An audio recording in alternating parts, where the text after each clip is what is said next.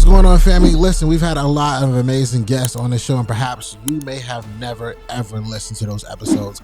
So we wanted to present a new segment called SONW Classic, where we go back, we revisit those iconic conversations and give those full episodes back to you. Sit back and enjoy this week's SONW Classic.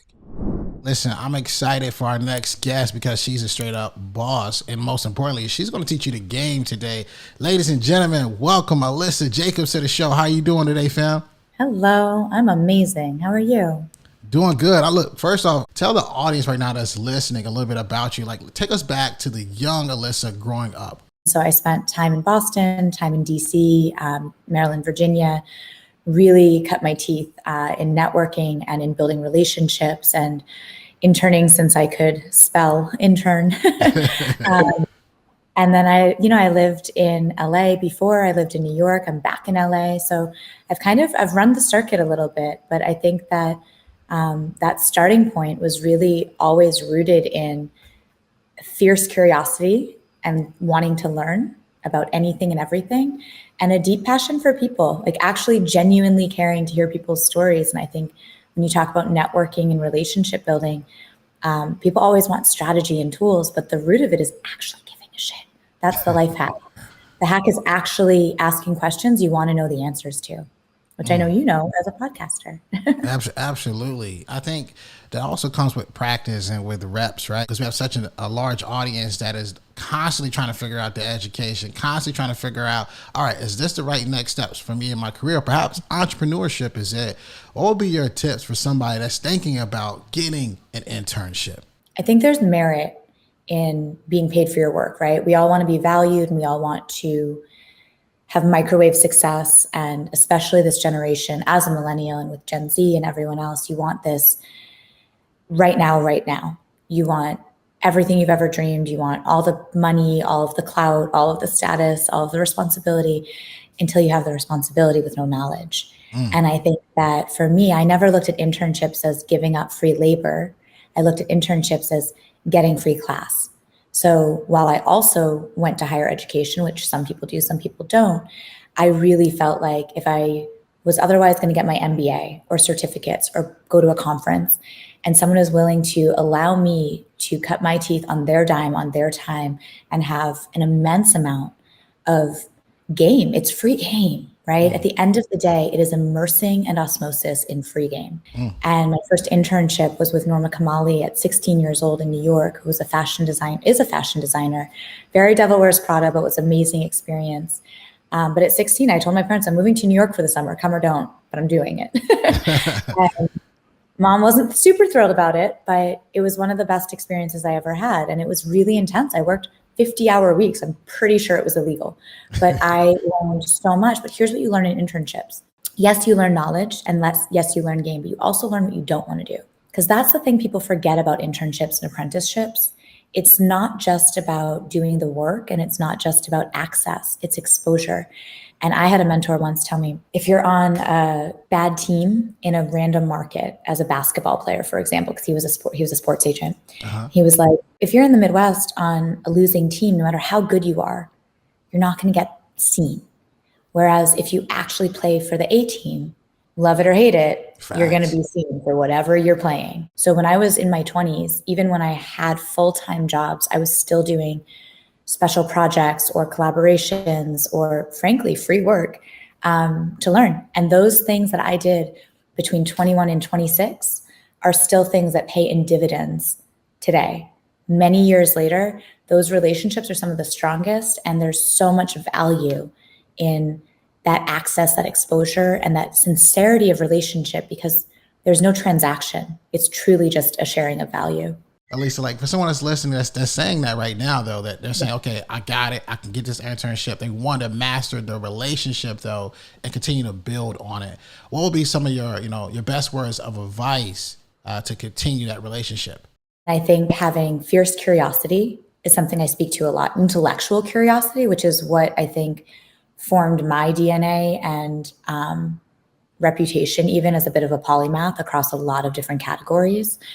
Always being inquisitive, always asking why, always asking how, always being willing to learn and know that it's not always your boss or your client or the celebrity or the guru that's going to teach you. It might be another intern.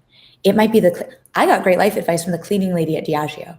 You know what I mean? Like you don't know where you are going to get knowledge.